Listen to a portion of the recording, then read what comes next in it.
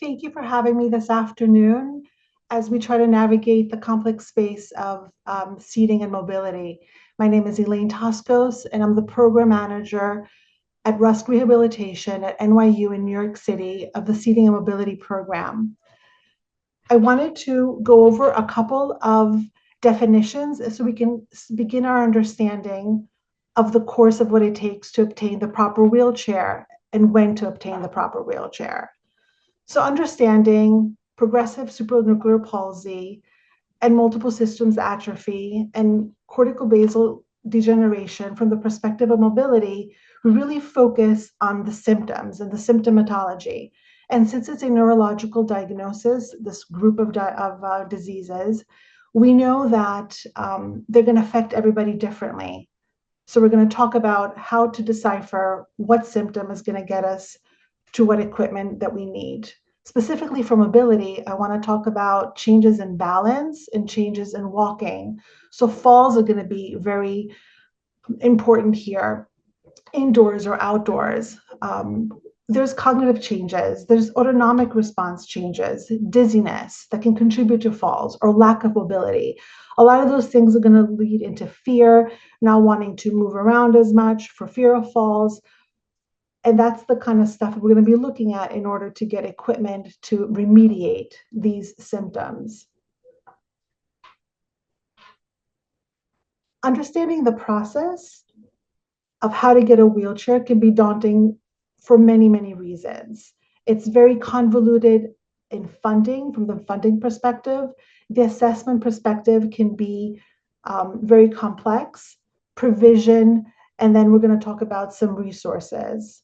So I'm going to start first with some definitions of funding for getting wheelchair equipment in the United States. So I want to make one differentiation. I want to talk about durable medical equipment and what that is and what complex rehab technology is. So just understanding a basic understanding would be durable medical equipment, DME, you probably heard about it. It might be things like canes and walkers. It might be the kind of wheelchair that you see at an airport. And that is a certain type of equipment that's reimbursed by most insurances. For examples, today I'm going to be using Medicare because they kind of set the guidelines for a lot of private insurances. That is a different type of equipment that's used for different symptomatology. It's meant to truly for something that is transient to give you additional support like a cane or a walker would, or a manual wheelchair that's a standard non-customizable manual wheelchair that can get you from point A to point B if you're using it for less than 2 hours a day. Once symptoms require us to be in a wheelchair longer, then we need to look at obtaining what is called complex rehab technology, CRT. And that is what we're going to focus a little bit on today, which is a little bit more, it's a lot actually more complex and confusing. So then we're talking about custom manual wheelchairs, we're talking about custom power wheelchairs. Scooters fall somewhere in between, and I will address that as we talk a little bit later on. So I know that I broached on Medicare reimbursement. Medicare guidelines set the tone for reimbursement. And it's important to know this because a lot of this equipment, that's CRT, can be expensive. They cover equipment for medical necessity only. They want to cover equipment that's used for only in the home and not necessarily used primarily outdoors. So bridging that need of indoor space and outdoor space can be challenging in a funding setting or even in a clinical setting, but that's why we're going to talk about where to get an evaluation a little bit later on in our presentation today.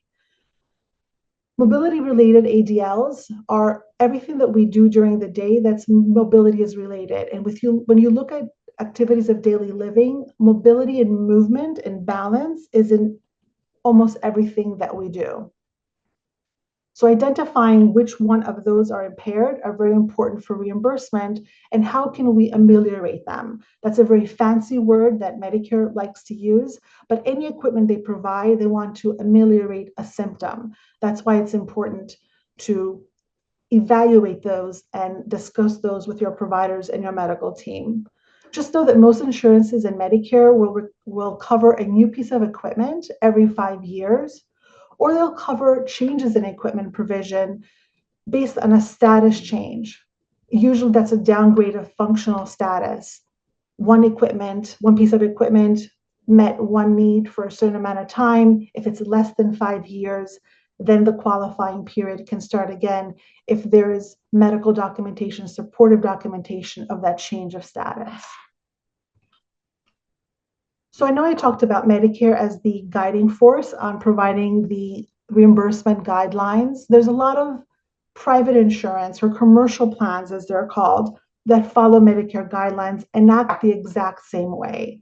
So one of the most restrictive elements of Medicare is that they reimburse mobility equipment for in-the-home use only. So then we have to really talk about what that definition of in-home means. It really means a full home for a full day. And just because you might be able to move around your home only in the morning or for a couple hours a day, if there's inhibiting factors in you being able to be fully mobile in your full home for a full day, those things need to be evaluated very precisely. That's why we're going to talk about that a little bit later in the presentation. So United Healthcare, Blue Cross Blue Shield, Empire, and HIP follow very strict Medicare guidelines. My point here today is not to isolate what's a better insurance and what's not a better insurance. I just want to describe their perspective and how they look at equipment reimbursement. So very strict reimbursement for United Healthcare, Blue Cross Blue Shield, and HIP. Cigna and Aetna have their own guidelines and they follow their own service delivery guidelines. So then being able to justify equipment with a clinical provision is different rather, than the insurances that I met before. I'm in New York State, so New York State Medicaid specifically has its own coverage criteria, depending where you are and what state you live in. Again, that's a different guideline that is posted online. All insurances now have their reimbursement criteria online. You may want to, look those up and just have them for reference. A lot of managed long-term care programs tend to be these affiliates and these subsets of Medicaid. Oftentimes, they have their own coverage criteria. And then a lot of 1199 is a union here in New York City. Again, the unions may have different. I talk about insurance a little bit in detail because it's important to know like what insurance you have and what their perspective of coverage is, so you can be prepared when you actually embark on this journey. All these insurances have some form of authorization or pre-authorization procedures that are going to be obtained by the suppliers that you use. And we're going to talk about a little bit of who's part of this team in a second. So obtaining equipment happens from specialized suppliers that have contracts with the insurances, and they're the ones that actually supply the equipment. They're the ones that repair the equipment, and help the medical team or the provision team modify it as needed. The most important thing is to have customized equipment that can be modified and changed as your needs change within that 5-year period. What you want to look for is a team that's going to have a medical element to it, whether it's going to be your doctor, your physical therapist, your occupational therapist. That's going to be your physical assessment, not medical, but your physical assessment. You as the patient and the client are in the center, and that clinical team is going to evaluate your clinical needs.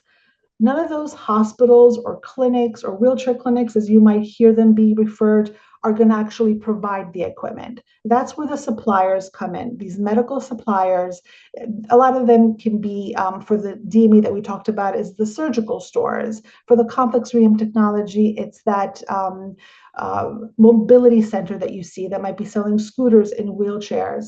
They're the ones that are actually going to submit to your insurance and get the coverage. They in turn then become the people that will modify and repair your piece of equipment for that 5-year duration. So establishing these relationships and identifying them is really important. What I would urge you to do, depending on where you are, is to look out for people that are certified. And we're going to talk about this a little bit further on, but you want your clinicians to be ATP certified, as well as your suppliers. This is a designation that Medicare has required, that they will not reimburse equipment unless it's submitted by a team that includes a assistive technology professional specifically. If you're looking to modify your home, I'm just going to do a sidestep here a little bit. Again, you're going to look for somebody who has a CAP certification. And that becomes important because all this mobility equipment doesn't live in isolation. It has to be able to go in and out of your home. It has to be able to go into the various spaces of your home. So make sure that you're looking for a team that's credentialed. And we'll talk about that. We're going to pick that up again right here, actually. So part of what is required for maximum reimbursement for your equipment is a licensed certified medical professional evaluation. And depending on the setting you're in, that's going to happen either by your doctor, or it's going to be from an OT or a PT like myself, where we work in wheelchair clinics, and what we do is we evaluate patients for their needs. We do the documentation, we give it to our supplier, they submit it through your insurance, and that's kind of how everybody is connected. These three silos kind of like, mesh into one provision team.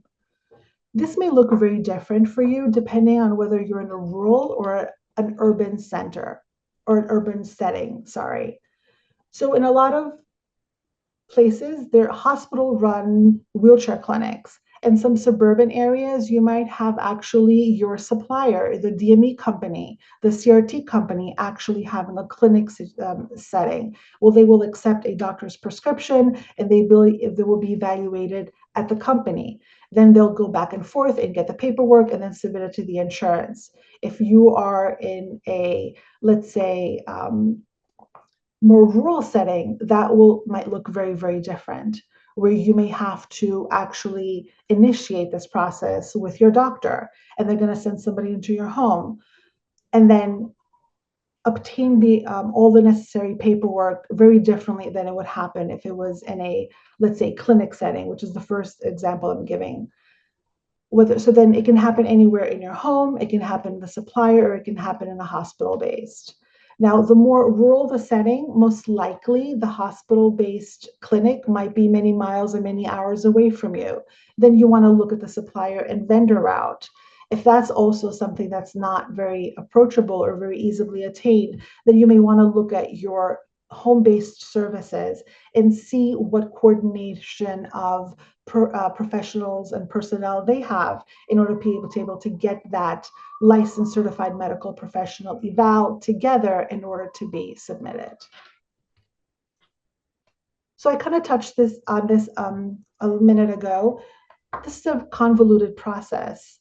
I don't know why, but this is how it's been designed. So what we do is we try to optimize and come up with processes to make this smoother and easier for our patients and our clients to be able to get the mobility equipment they need on a time manner that's acceptable.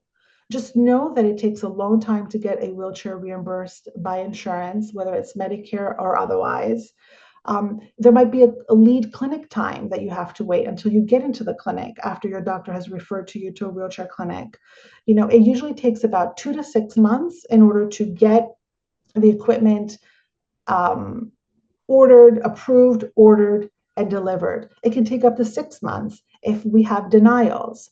So this flow chart here is just meant to give you a visual. So you go to your doctor, you talk about needing a mobility device, they sent you to what I'm calling here the OT wheelchair evaluation. This model is a hospital-based model.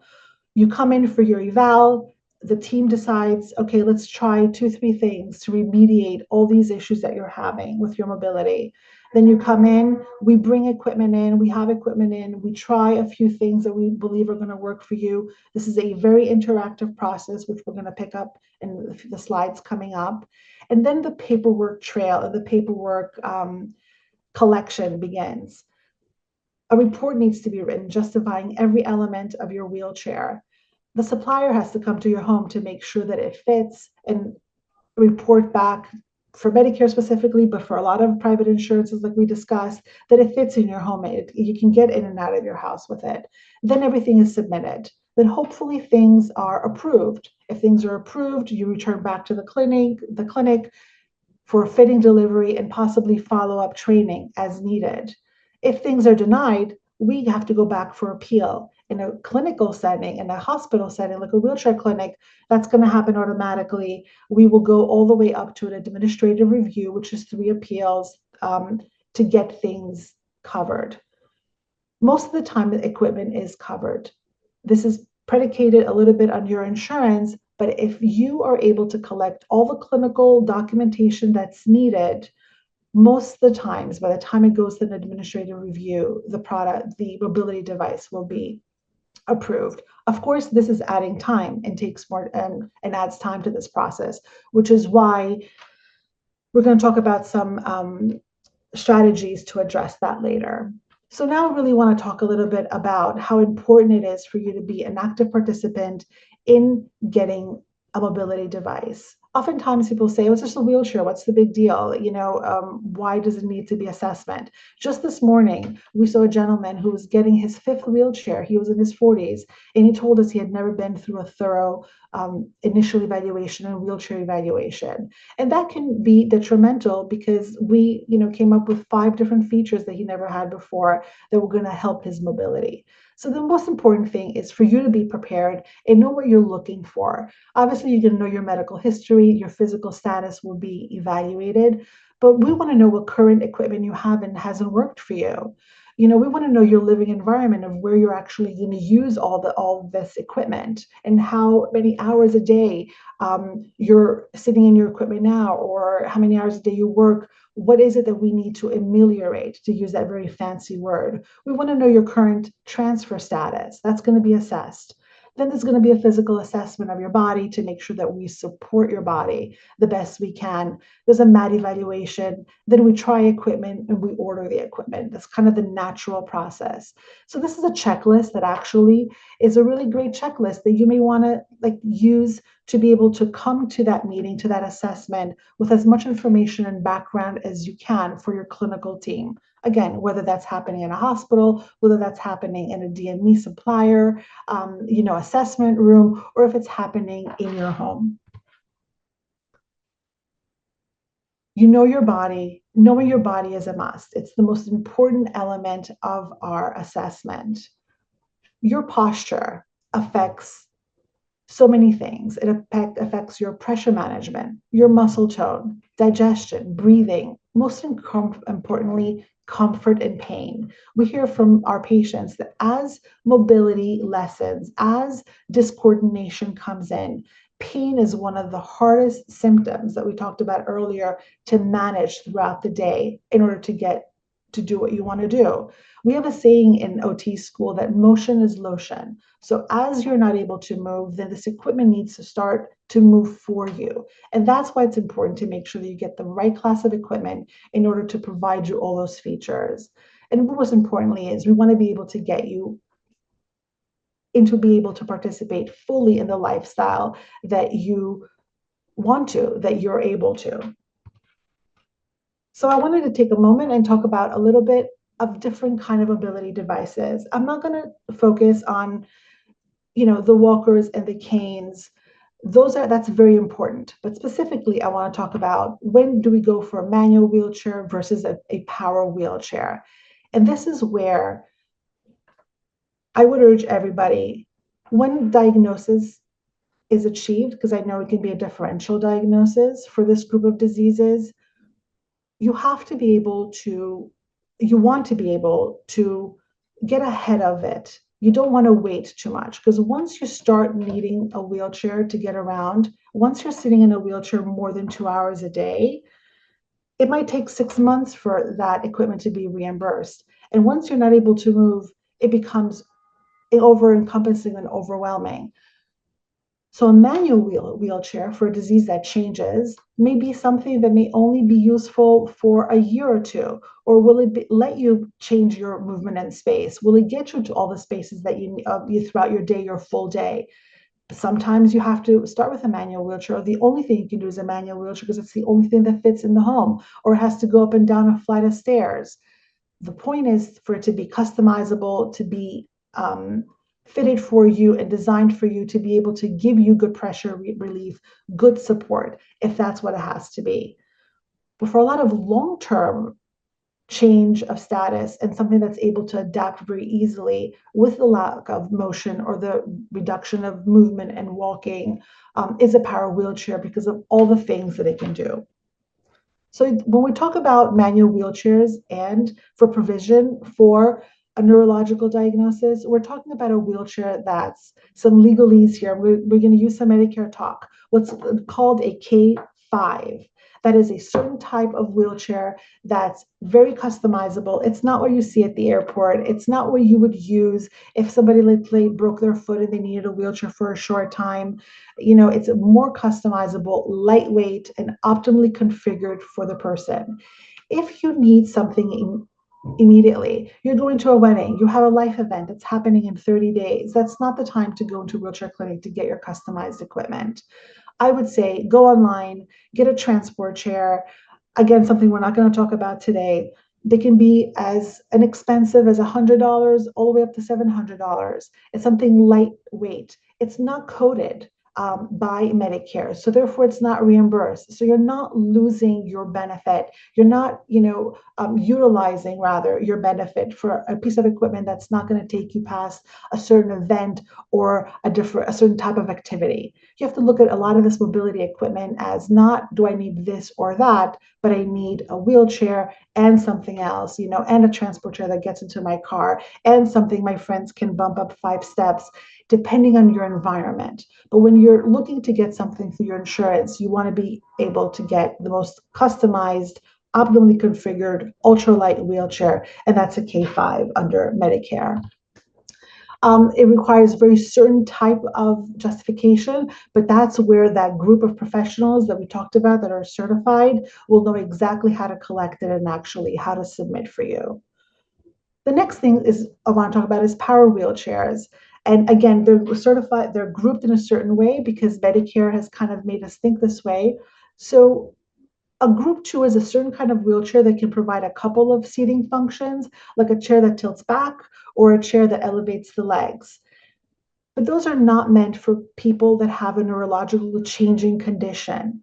What often happens, and I want to just kind of, highlight this for you and for you to be aware of, a lot of people that don't do complex rehab technology very often or proficiently or well will try to provide somebody with a neurological condition a group 2 power wheelchair, which is very limiting in some functions. It could be appropriate at times, but it won't be as adaptable and modifiable as the symptoms change or worsen.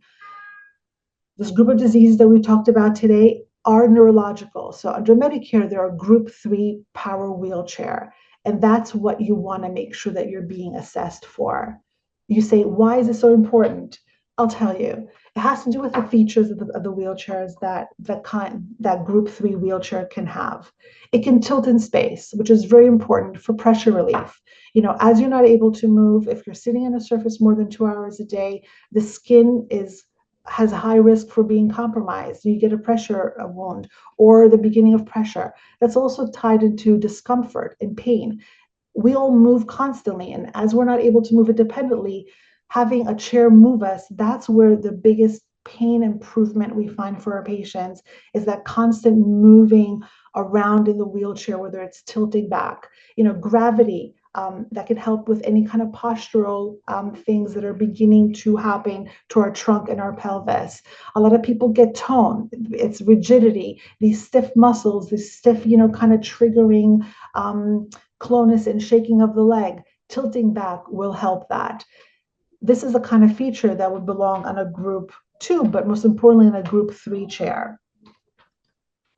A group 2 chair can only take 2 functions. That's why I said that. Recline is another function that people say, if I'm tilting back, why do I need to also do this? This is very important for pressure relief. It's also very important for as tone changes and muscles tighten up, you're not able to extend, you want to be able to stretch those muscles out. It's great for for pain. Incontinence, a lot of people, they may need to catheterize, able to catheterize. You're able to breathe better when it extends out. And also digestion and elimination. It kind of mimics that supine position in bed, which is very helpful. And the legs elevating up, that helps with edema, with cramping, with tightness. That's another feature that you're able to incorporate into a group 3 power chair. Very important for being able to sit in a wheelchair 6, 10, 12 hours a day. A lot of our patients sleep in their wheelchairs because they find them to be the most comfortable space for them.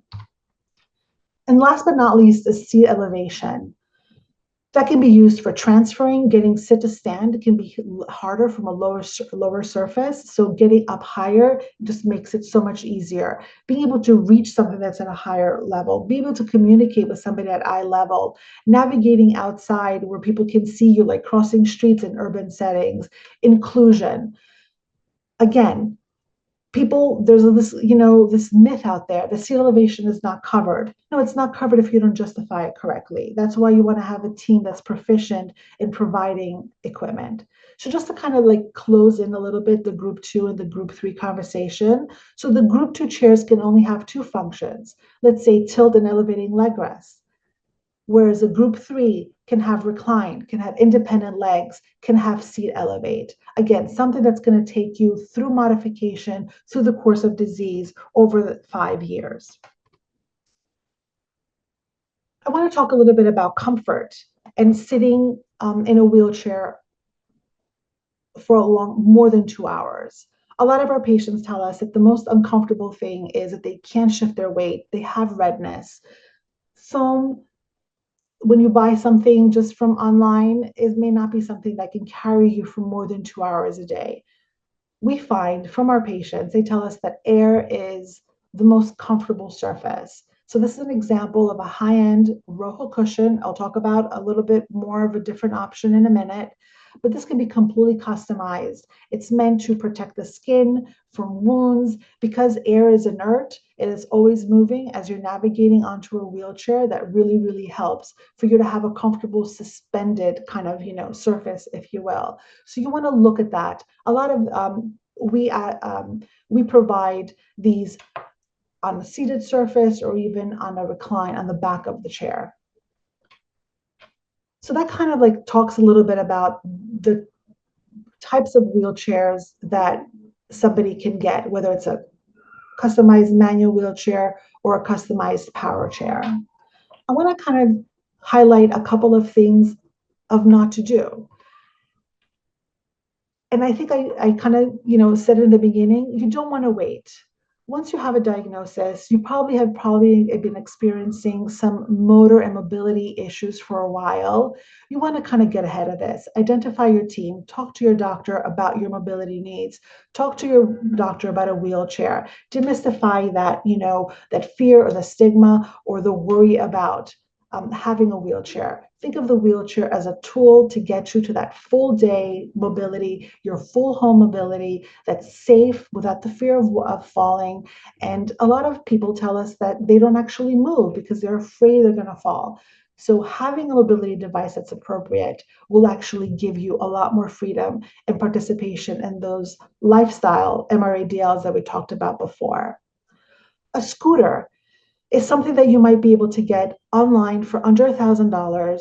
They're not reimbursed usually by insurance. And by the time you get a scooter and you're having difficulty transferring onto that platform, it can be something that you use your dollars or you use your benefit for something that's not going to tie you over a lot. Like I had mentioned, that transport chair that you just want maybe for a quick travel in a car or for a life event.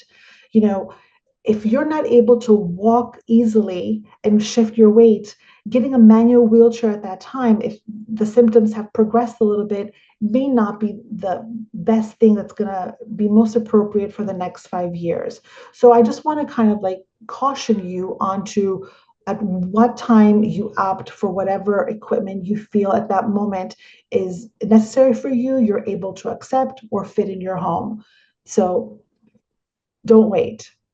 If you're sitting on a sling and you're at the point where you're not able to transfer on your own, you're being transferred by a mechanical lift, you want to not be sitting on a non-removable sling. You don't want to be sitting on a sling all day that's made out of, material that's not weighted for wound care for 12 hours a day. If you need to be transferred for a sling, you want to be sitting on a removable sling, which is the Y-shaped second sling to the right. Talk to your PT, your OT, your nurse, your doctor about switching over.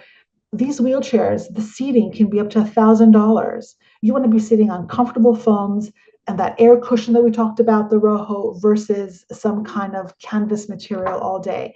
It's usually the biggest contributor to wounds and the biggest contributor to pain. The donut.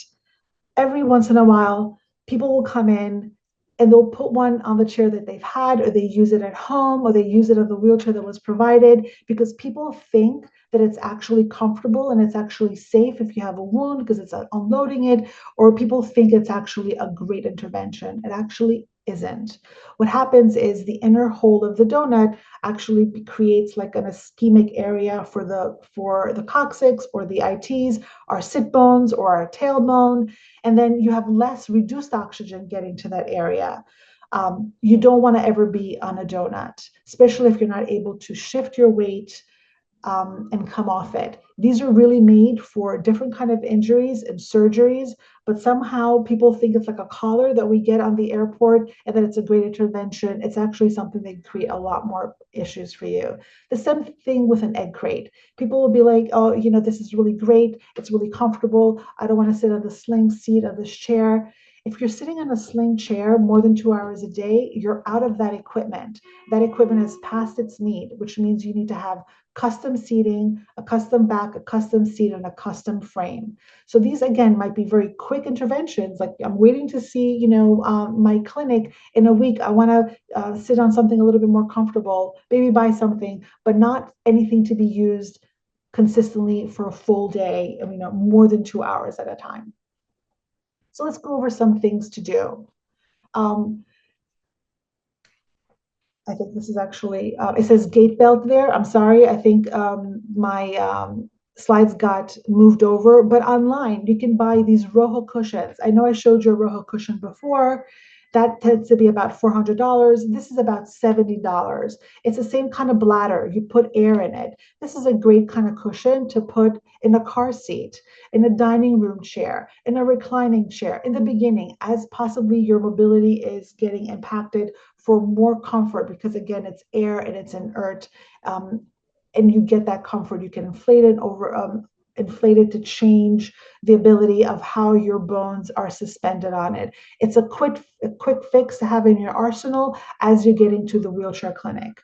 If you're doing a sit to stand transfer, coming from a chair to a bed that's right next to each other, but you're kind of more rigid or discoordinated, these transfer discs can be really great. You can ask your PT for some instruction, but at least it can maybe keep that transfer level for a little bit longer time in order for you to be able to have that assist without going to something more labor intensive, more than one person, more than having to have a lift.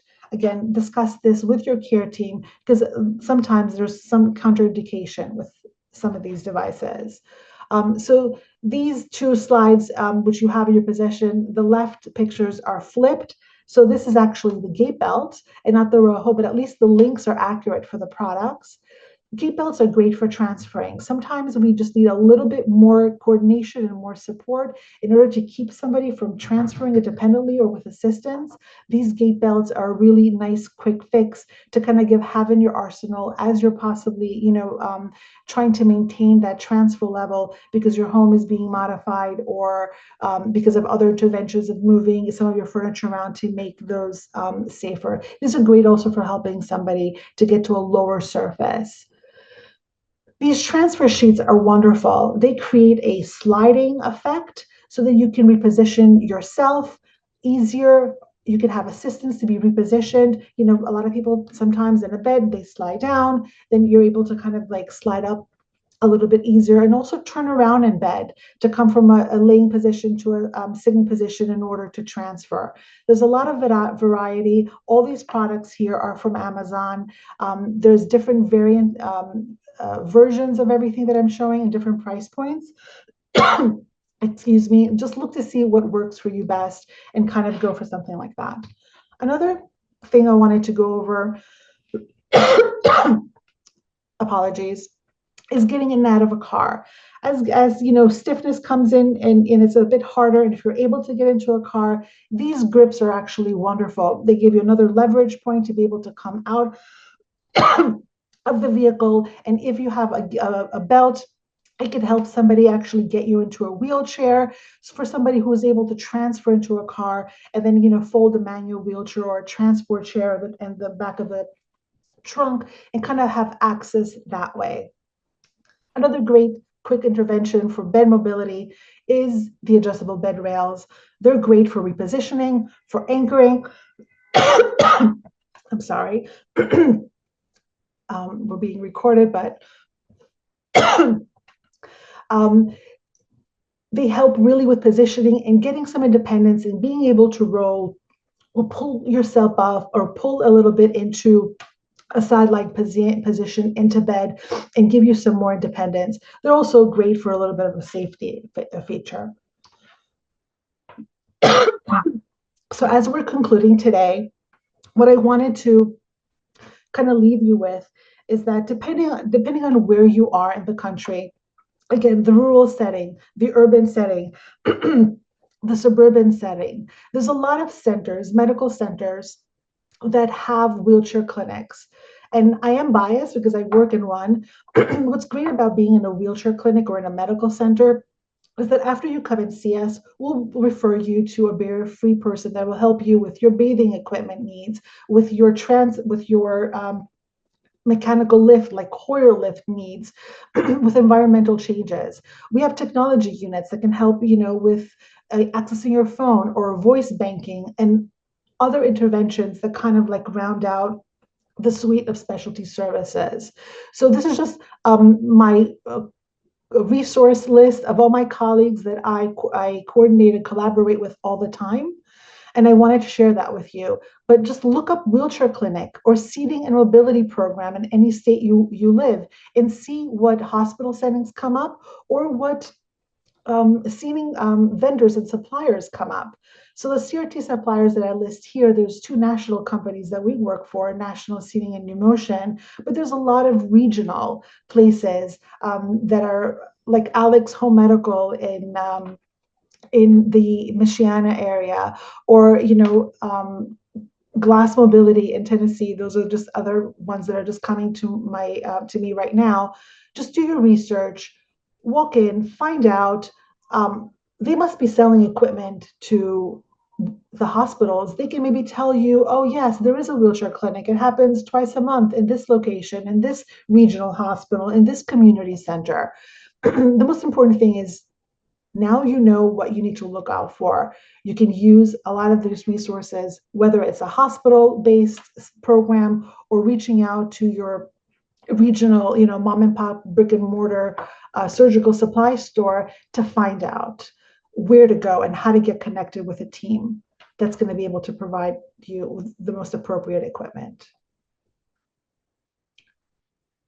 If you have any questions, I will be able to take them now.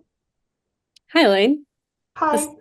I'm a faceless presenter for the moment, but thank you so much for this fantastic presentation. It was so comprehensive and you covered so many topics. So thank you so much. I'm going to ask you just a few questions that we had received on registration. And I think you touched on. I'm going to take a sip of water. Please do. Take your time. I'll ask my question. I'll tell you about it. You touched on a lot of what I'm about to ask in your presentation, but I suppose maybe you can elaborate a little bit more. Yes. The first one is, what would you recommend when someone is looking for a wheelchair and has a lot of discomfort when sitting? So maybe thinking restless legs or other kinds of discomfort. And like I said, you had mentioned, but like maybe just a little bit more in depth. But that's a great focus question. And thank you for doing that, because sometimes I do better with focus questions. So when someone needs a wheelchair, they're having pain. We talked about this a little bit before. Pain is because of lack of motion. So motion is lotion. We want to support, we want to be able to change our position, and that's what's going to give us comfort. So if someone is sitting in a manual wheelchair, I'm not sure if this question is for somebody who already has a wheelchair. If somebody who has already a wheelchair and they're feeling a lot of discomfort, they should return back to the wheelchair clinic or reach out to the team that prescribed it, providing it was a specialized, customizable chair. If you're sitting in a standard wheelchair and you're having pain, this is the time to reach out for that specialized. You should be sitting in an optimally configured custom chair for you. Discomfort also comes from lack of support, not only movement and changing in position and place, but if you don't have good trunk support and your wheelchair is not giving you additional trunk support, let's say, so you're not leaning on the side or you're not coming forward, that becomes tiresome and it can create discomfort. So a better back, a more customized, more appropriate back. Again, sitting on a sling might be comfortable, or maybe just a thin foam cushion. It might be okay for an hour or two, but if you're having discomfort on your pelvis, on your tailbone, that means you need a different type of cushion. So improved support helps with discomfort and pain, and an increase in movement, in changing your orientation in space, changing into gravity, reclining, tilting, all those things help with discomfort. Great. And I'm sure they help with bed sores and wounds. And so my next question is Absolutely. any more prevention tips or treatment tips as well? For wound prevention, Yeah, okay, I'm assuming this is for the wheelchair-based patient, correct. but even a little bit more broadly, if there's wounds are happening because we have peak pressures that are not being pressure relieved, which means we don't have good pressure management. So would need to assess where this is coming from. And the culprits are usually bed, wheelchair, and what something people forget about, sitting on the commode or the toilet, those ridges can actually contribute to wounds. If you have a wound, the only cushion that will help heal a wound is the air cushion. I showed the Rojo above before. I can go back to it. This is the only cushion that actually is certified by wound care centers to help a wound. You need some instruction on how to put it together and how to maintain it, but you want to look at your peak pressures. If you're getting a wound from your wheelchair, most likely you're not sitting on the right cushion, or you're not able to tilt your weight off. If you're in a manual wheelchair, that would be hard. Then the cushion becomes the most important thing. If you're in a power wheelchair, you're getting a wound, are you tilting enough? Are you tilting for 5 minutes every half hour? I believe that the protocol is 5 to 8 minutes every half hour.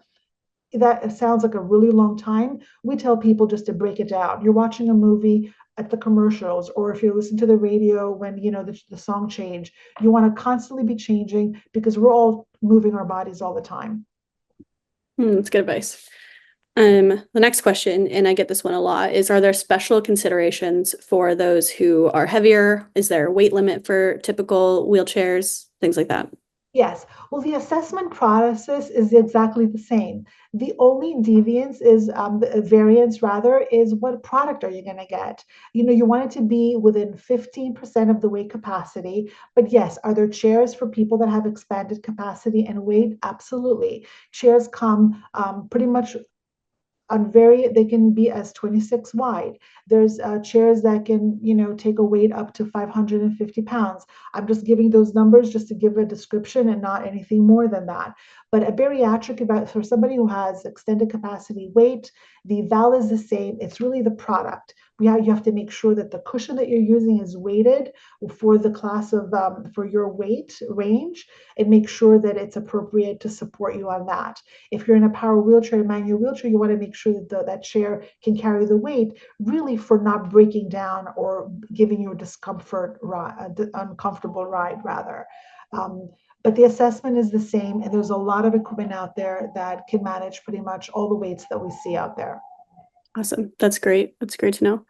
My next question is how can people be working with physical and occupational therapists to have the best physical experience with their wheelchairs? Okay, that's a great question.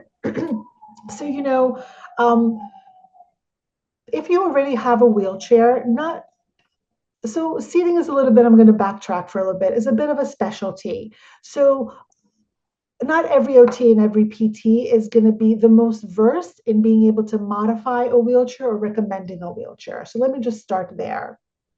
But if you are, let's say, in a setting where your OT and your PT are the only people that are able to help you, just ask them to do some research, okay, and actually bring you in. Oftentimes, we'll set a wheelchair one way and then we see it differently because somebody thought, it was better that way or it might have helped that way. You really maybe just want to have awareness. If your seating clinic, let's say, is setting your wheelchair a certain way and your OT or PT at home are saying it should be a different way, bring everybody together, right? It's your comfort and your function that we all really care about. But OTs and PTs can help with, assessing whether you're getting a peak pressure, determining whether a seat to back angle needs to be open because you have limited range of motion and you're really uncomfortable. They can help with training. They can help with wheelies or how to navigate a manual wheelchair up and down a curb. They can help you with driving a power wheelchair in your home and give you strategies on improving your navigation. Depending on what kind of wheelbase you have, you drive a wheelchair differently. So those are some ways that OTs and PTs can help with, your existing wheelchair and training. I think that was the question. I hope I'm not misunderstanding it. No, that was perfect. Okay. And then the last question, which is somebody in the comments had mentioned about the VA, and so I was wondering if you had any insight on that. Yes, I do. And I'm really glad that person asked that question because I'm going to go back and modify my slide and add the VA. The VA is an incredible organization with incredible wheelchair clinics spread throughout the entire country. So if you are somebody who has VA benefits, the first thing you need to do is reach out to your local VA and tap into their wheelchair clinic. The VA is wonderful because not only do they have a lot of certified people like myself running these wheelchair and slash equipment clinics, they cover a wide variety of equipment that may or may not be covered by Medicare. So that depending on where you are, and sometimes in rural areas, that really helps because, with people living in farms or having different terrain than an urban terrain, that class of equipment tends to be a different class, heavier, more expensive. Commercial plans don't carry them, but VA does. You want to get connected with your VA wheelchair clinic and have an assessment. They follow a little bit different. They don't use a vendor because they are the prescriber and the approver themselves. So basically, the process there is easy. You go in, you're evaluated. There's somebody that shows you the equipment. The equipment is pretty much prior approved, if you will, and it just gets ordered and delivered to you. So that process at the VA is, let's say, halved than the Medicare slash commercial timeline of getting equipment. Great. That was an awesome answer. And great way to end our presentation today. Elaine, thank you so very much for this information. People are going to get so much value out of your slides and your conversation in the future on YouTube. So I so appreciate you talking with us today. Thank you for your time, everyone. Yes, thank you.